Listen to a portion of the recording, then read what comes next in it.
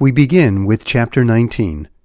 In this chapter, we will analyze in detail the Call Ratio Backspread strategy. The Call Ratio Backspread position is used when the market outlook is bullish.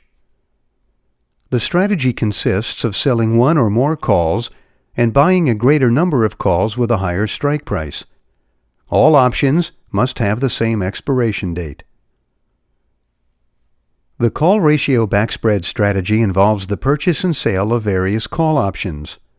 In general, a ratio between the short and long calls of 1 to 2 or 2 to 3 is recommended. That is, we buy 2 calls for each contract we sell, or we buy 3 calls for each 2 contracts we sell. Here we can see the risk graph of the position. What we are seeing is a graph with 2 axes.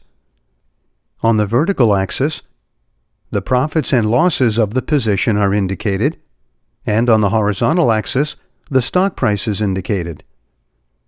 It is important to mention that the graph indicates the profits and losses per share on the expiration date of the contracts, and besides, the values do not include brokerage commissions. The credit received for initiating the position is equal to the premium of the short calls multiplied by the number of short contracts minus the premium of the long calls multiplied by the number of long contracts. That is, the credit received is equal to the premium received minus the premium paid. If the premium paid is higher than the premium received, the trade will be placed with a debit. It is always recommended, if possible, to place this trade with a credit. That is why the graph is shown for that condition. If the trade is placed with a debit, the terms indicated in red must be used in the equations below. The maximum profit on this strategy is unlimited to the upside, because the increase in the stock price has no limit. Before we go any further, we will make a clarification about the contracts. In each of these equations, the number of contracts is expressed with the values of the ratio between the long and short contracts. That is, we must use the values of the ratio and not the total values. And of course, with long contracts, we refer to contracts purchased, and with short contracts, we refer to contracts sold. The maximum loss that we are exposed to is limited. The most we can lose is equal to the strike price of the long calls minus the strike price of the short calls multiplied by the number of short shares minus the total credit received. This strategy has 2 break-even points. A break-even point to the downside called break-even point 1, and a break-even point to the upside called break-even point 2. Break-even point 1 is equal to the strike price of the short calls plus the credit received divided by the number of short contracts. On the other hand, break-even point 2 is equal to the strike price of the long calls multiplied by the number of long contracts minus the strike price of the short calls multiplied by the number of short contracts minus the credit received divided by the number of long contracts minus the number of short contracts. The break-even points define the profit and loss zones. In our case, for stock prices lower than break-even point 1 or higher than break-even point 2, we are in a profitable situation. In contrast, for stock prices between break-even point 1 and break-even point 2, we are in a losing situation. As we had said, when the premium paid is higher than the premium received for the short options, the trade will be placed with a debit. In that case, there will be no break-even point to the downside. Continuing with the analysis, the initial margin required to open the position is equal to the 100% of the maximum loss. An increase in volatility typically helps the position. Time decay typically hurts the position. With respect to exit conditions, To close the position, we must buy the short calls, that is, the lower strike calls, and sell the long calls, that is, the higher strike calls. If the stock price is lower than break-even point 1 or higher than break-even point 2, we are in a profitable situation. Otherwise, we are in a losing situation. When the trade is placed with a debit, there will be no break-even point 1. In that case, we will be in a profitable situation only when the stock price is higher than break-even point 2. In this graph, we can see the influence of time decay on the position. On the vertical axis, the profits and losses of the position are indicated, and on the horizontal axis, the stock price is indicated. The blue curve indicates the profits and losses at trade initiation. As we get closer to options expiration, the curve of profits and losses is like the one shown in green. And finally, at options expiration, the curve of profits and losses is the one shown in red. For this strategy, time decay typically hurts the position. Let's see an example of how this strategy works. Here we are seeing the stock chart of the eBay company. As we can see, on August 19, 2011, the company gave us a clear bullish signal because the stock touched support and was accompanied by an increase in volume and an RSI below 30%. As we said, on Friday, August 19, 2011, eBay gave us a clear bullish signal. In order to take advantage of that, suppose at that time we had decided to enter a call ratio backspread. At the close of that day, eBay was trading at about $27, while the options expiring in October 2011 had a premium of $3 for the 27 strike calls and $1.5 for the 29 strike calls. Thus, we could have sold 10 calls with a strike price of $27 and expiration in October 2011 at $3, and bought 15 calls with a strike price of $29 and same expiration at $1.5. With the 10 short contracts, we would be in control of 1,000 short shares. Notice that in this case, we are working with a ratio between the short and long options of 2 to 3. So we would have received a total credit of $750 from placing the trade. The maximum loss is given by the difference between the strike prices multiplied by the number of short shares minus the total of credit received. In our case, 29 minus 27 multiplied by 1,000 minus 750, which is equal to $1,250. This is the margin required to open the position. A few days later, the stock started to rise until it reached the price of nearly $34 on September 16, almost touching the 3-month resistance. That can be seen here. We initiated the trade on August 19, the day we got the bullish signal, and a few days later, the stock started to rise until it reached the price of nearly $34 on September 16, almost touching the 3-month resistance.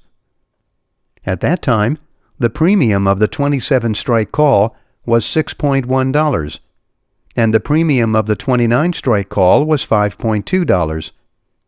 If we had closed the position at that time by buying the 10 contracts at 6.1 and selling the 15 contracts at 5.2, we would have received a credit of $1,700. Thus, we would have had a total profit of $2,450 because we had received a total credit of $750 from placing the trade, making a 327% return on investment in only 28 days. After September 16, the stock fell for 2 weeks until it almost touched support at $27. After that, the stock rose again until it closed at nearly $32 on expiration Friday, October 21. That can be seen here. After September 16, the stock fell for 2 weeks until it almost touched support at $27. After that, the stock rose again until it closed at nearly $32 on the expiration date of the options. At that time, both the 27 strike calls and the 29 strike calls expired in the money. The 10 contracts with the strike price of 27 were worth $5 per share, that is, $5,000 overall, while the 15 contracts with the strike price of 29 were worth $3 per share, that is, $4,500 overall. So, if we had held the position to expiration, we would have had a debit of $500. Thus, we would have had a total profit of $250 because we had received a total credit of $750 from placing the trade, making a 33% return on investment in 63 days. Here we can see the numbers of our example. The strategy consisted of selling 10 eBay calls with a strike price of $27 and expiration in October 2011 at $3, and buying 15 calls with a strike price of $29 and same expiration at $1.5. That is, we placed a 2-to-3 call ratio backspread times 5. The credit received is equal to the premium received minus the premium paid. In our case, 3 multiplied by 2 minus 1.5 multiplied by 3, which is equal to $1.5. Remember that the number of contracts is expressed with the values of the ratio used, which in our case is 2-to-3. Therefore, our investment is equal to 1.5 multiplied by 100, which is the cost of the strategy per contract, multiplied by 5, which is the number of ratio backspreads we entered. That's a total of $750. This money is credited to our account. The initial margin required is equal to the 100% of the maximum loss. In our case, $1,250. This is the minimum amount of money that must be deposited into our account in order to open the position. The maximum profit we can make is unlimited to the upside, because the increase in the stock price has no limit. If we had bought the 10 contracts at 6.1 and sold the 15 contracts at 5.2, we would have made a profit of $2,450. On the other hand, the maximum loss that we are exposed to is equal to the strike price of the long calls minus the strike price of the short calls multiplied by the number of short shares minus the total credit received. That is $1,250. Regarding the break-even points, break-even point 1 is equal to the strike price of the short calls plus the credit received divided by the number of short contracts, in our case, $27.75. On the other hand, break-even point 2 is equal to the strike price of the long calls multiplied by the number of long contracts minus the strike price of the short calls multiplied by the number of short contracts minus the credit received divided by the number of long contracts minus the number of short contracts. In our case, $31.5. Here we can see the order we must enter to open the position. It is an order with 2 legs. Leg number 1 corresponds to the short call and consists of selling 10 eBay calls with a strike price of $27 and expiration in October 2011. Leg number 2 corresponds to the long call and consists of buying 15 calls with a strike price of $29 and same expiration date. The entered price is given by the difference between the selling and purchase prices, that is, the premium received minus the premium paid. In this case, 3 multiplied by 2 minus 1.5 multiplied by 3, which is equal to $1.5, This is the money expressed per share that will be credited to our account when the order is filled.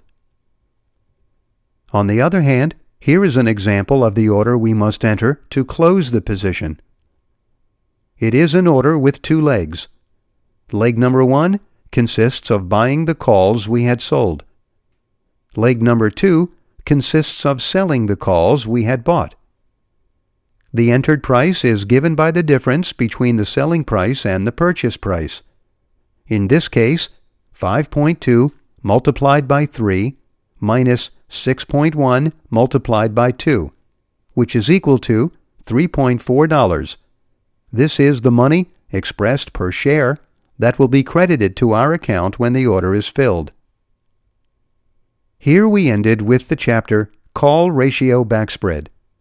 In the next chapter, number 20, we will analyze in detail the Put Ratio Backspread strategy.